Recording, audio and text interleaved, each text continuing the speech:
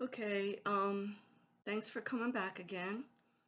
Last time I mentioned about 9/11, and 9/11 was actually our anniversary, and we buried Jerry on 9/11 on our fifth wedding anniversary.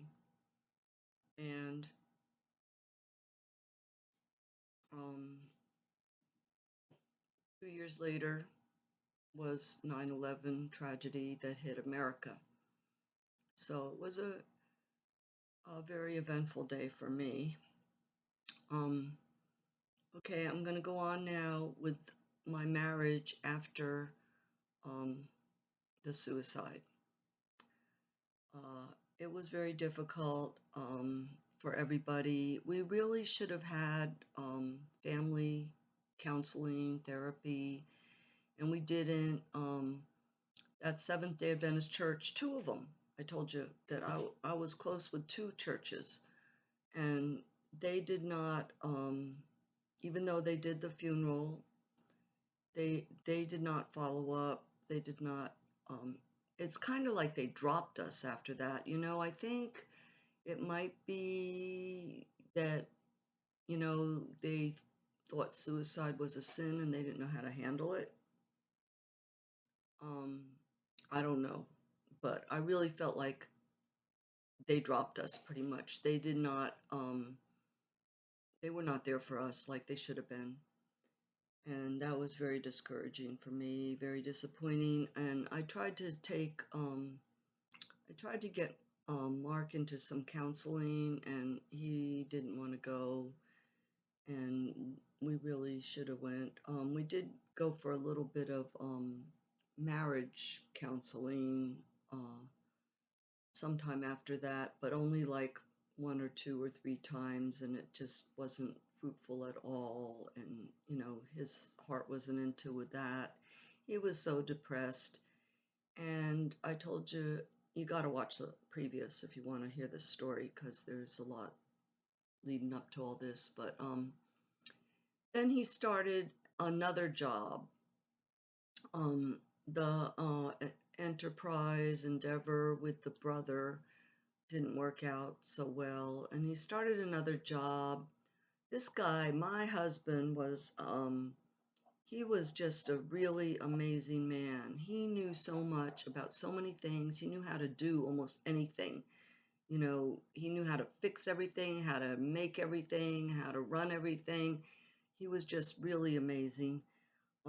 He and my daughter wired for electricity the whole house, that big house that we built. And I mean, he knew everything. He was overseeing all the construction there, and he knew all about all the lawn care. When my mom moved in, she bought some trees and plants for our yard, big beautiful yard, and that was her contribution to the household. And he started a lawn care business, and I wanted him to start it out with just one pickup truck that we already had, right? Start out small, work up. But no, Mark was big time, and he wanted to, just jump in and, you know, start out like a big business, and that's the way he did it. And he talked to my boys who had gone back to California. They were living with their dad, and in San Diego area, and he talked to them because they had been there for like 3 years, over 3 years now. By this time, they were about 20 years old, and they really hadn't done much of anything, nothing to speak of, really, towards their future. At that age, they should be on the path to somewhere, and they were not. Um, so he offered them to come and work for him, said he would make them both supervisors. They could have their own crew, in the lawn care and all, and live with us. So they came back and they got those two guest rooms that we had up there with a Jack and Jill bathroom. So they were living there, and they worked with Mark, and it was all good for a while. And I mean, he really knew what he was doing, and he was in sales, so he got customers right away, and it was all looking really good. Um, and then we had these monsoon rains come, and it washed out all his work. It was like horrific, really sad. And these people, this is the hard thing when you have your own small business, it's really hard to compensate your customers, when something goes wrong, because you don't have that, the reserves to do that in a small business. And so after the monsoon rains, it's like everybody that he did work for, they want him to come back and fix everything, but of course they don't want to pay him again. He can't do it for free. It was just terrible, and it wasn't good. I mean, it was bad. It was real bad. And then so he couldn't do everything he needed to do. And my boys got to the point, like, well, you got to pay us. We're not going to work for nothing. You can't blame them for that, right?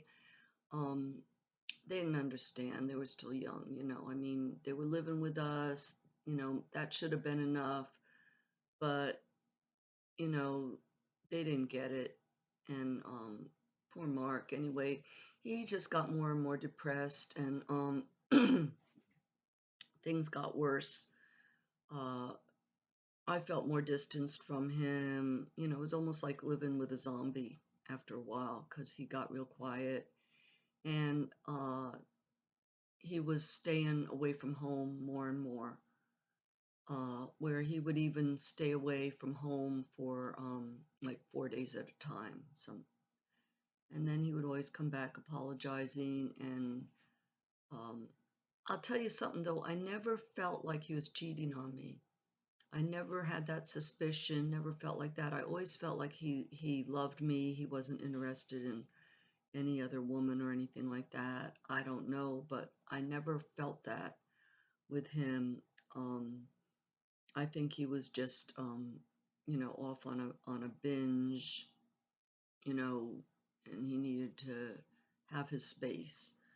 Um, I tried to be understanding and all, but it was hard because, of course, I didn't know if he was okay or not. I'm always trying to track him down. And his son, you know, he was, I think, feeling pretty much the same as me because he was worried about his dad too, and my boys were kind of, they didn't know what to think. They just didn't know what to think. And so it was very, very difficult time. Um, my sister in Japan, my half sister, who I mentioned way back in like my season one, she was the skeleton in my closet. Um, she and her daughter, my niece, they came to visit in the other house, in the East Cobb house with the 8 bedrooms. They came to visit there once, and they also came to visit us in this new big house that we had. So that was a really good time. She couldn't talk a word of English, but we got along. It was all great, and Mark was great with my mom and anybody I brought home with me. I mean, all my friends. He was great. He was very personable. Um, so I was really happy to have my boys back, and I did. I was so disappointed in the Seventh Day Adventist Church. Um, Felt like they really let me down when I needed them most. And I told you before several times there was some things with their theology that bothered me, and it was very far to drive down to those churches, the SDA churches. They were far for us to drive back and forth. So going through this stressful time, I went to visit the Methodist church, which was what I call my roots when I was a kid. Very first one was Assembly of God, and then Methodist from age 7 to 12. I was in the Methodist church. So that's, where I got rooted and grounded, I believe. And I went there and it felt really good. Um, it was really good to be there.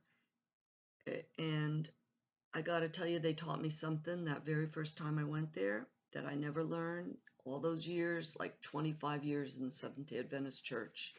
Never learned this, okay? Um, when they prayed, they asked us to lift our hands, raise our hands, lift our hands in prayer, something I never did before. And now I understand that the way I always prayed, which is hands like folded, bow your head, right? That's a posture of humility, which is very good when you come to God, confessing and all that. Um, this is a posture of receiving, open hands out. This is a posture of receiving blessings, receiving the Holy Spirit. How beautiful. And this is a posture of praise. And it's also a posture of just reaching up to your Father God like He wants you to as a little child. Daddy, hold me. I need you. And thank you. So I learned those things. Not all. What I learned from the Methodist Church really was just this. And it felt so good. It felt so right. Um, and I just felt the good spirit while I was there.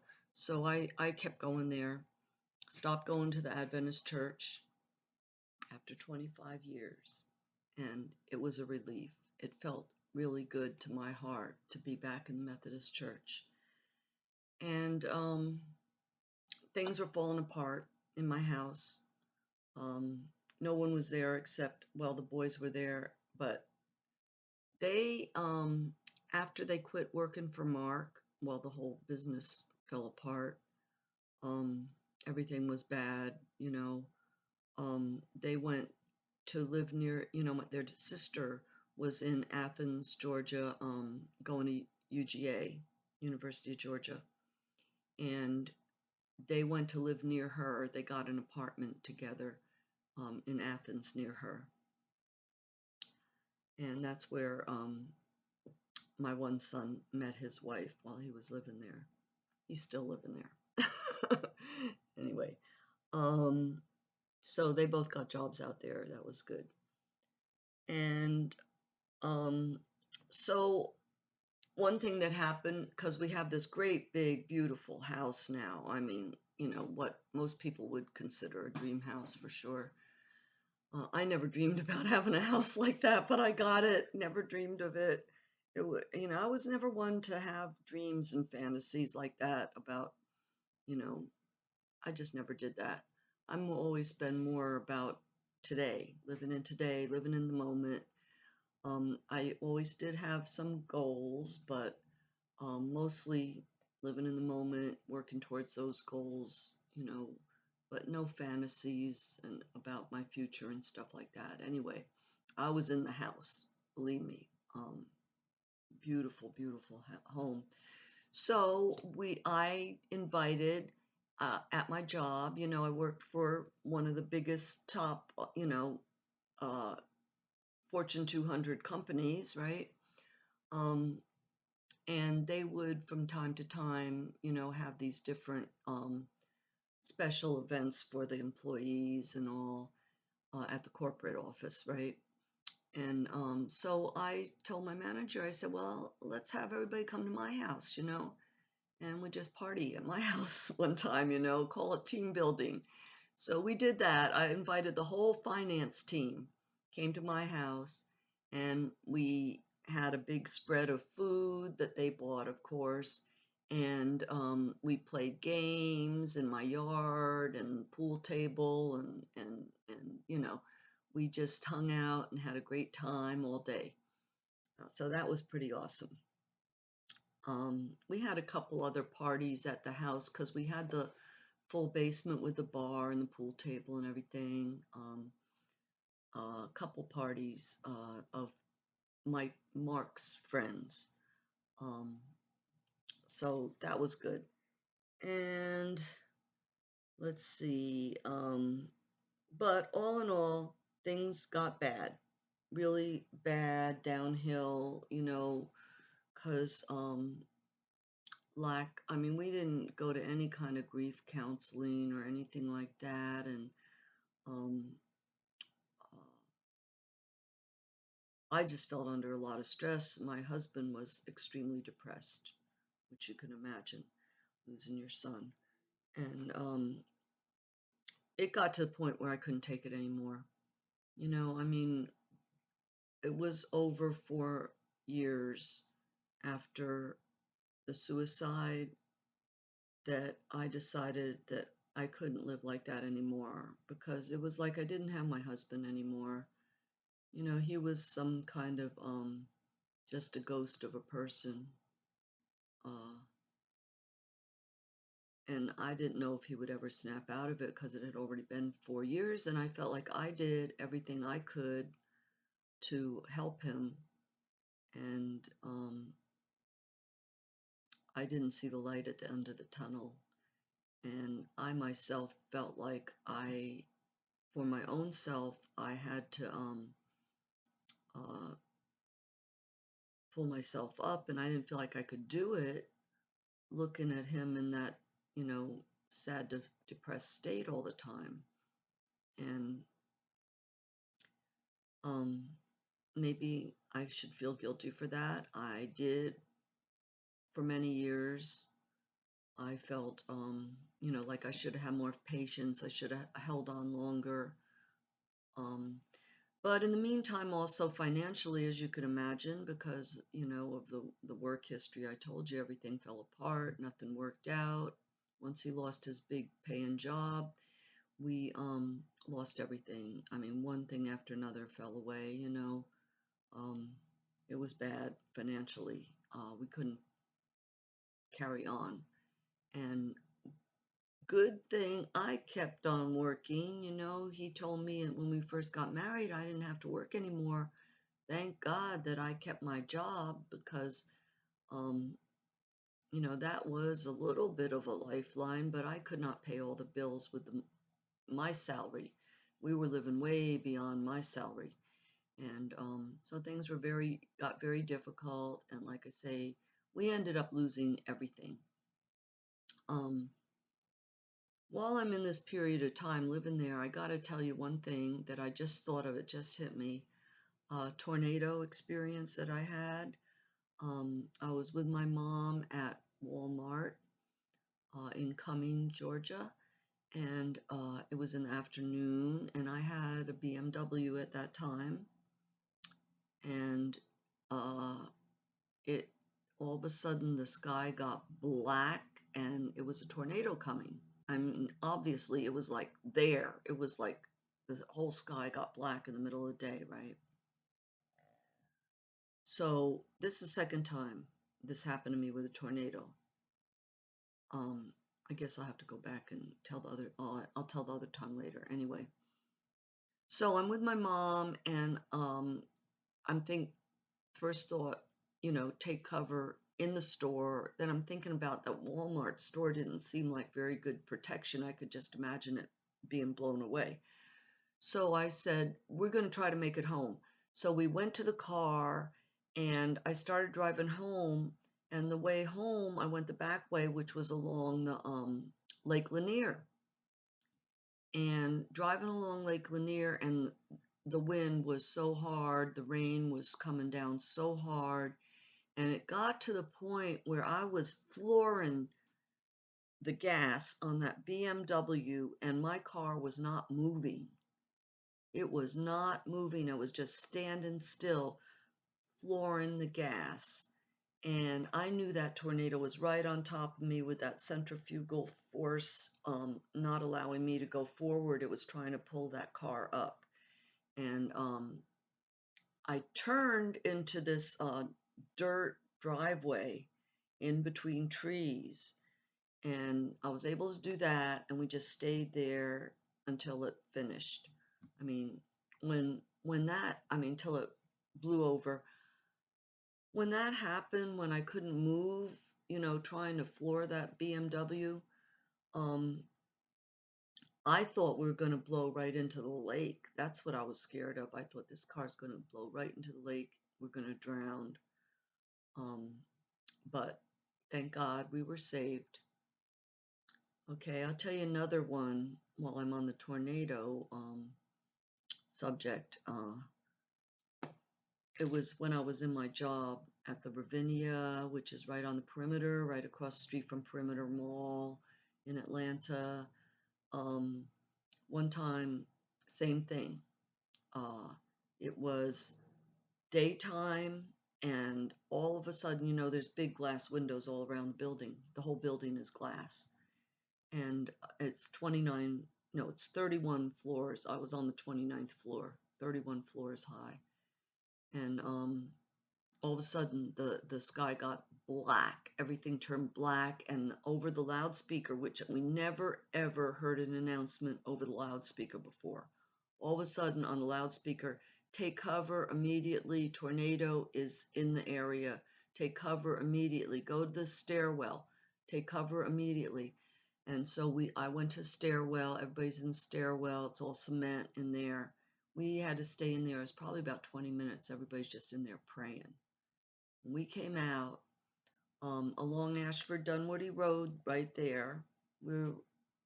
There's a divider in the middle of the road with trees. All the trees were cut in half. So that tornado went right past us down the road, and there was another office building a block down that got hit. All the windows blew out. So that was two very close calls for us with tornadoes. And in Atlanta, tornadoes are common, very common. Many times we had to take cover. Okay, gonna say now that at Thanksgiving, um, it would have been our ninth Thanksgiving. It was right when we had the whole family together, we decided that would be the time to announce that we were getting divorced. I told Mark I couldn't take it anymore. He was sad, but he didn't fight it. Um, and I announced it at that time, and everybody took it pretty hard. It was very sad. And then right after that, I moved my mom in first to an apartment in Alpharetta, which was close to my job. And when it was time, I moved in with her and started a new life. So next week, next time, a new life again, starting over. Thanks for watching, and if you haven't seen them all, I hope you catch up so you understand better, because I do have a message through all this that I hope you get it at the end. Thank you. God bless.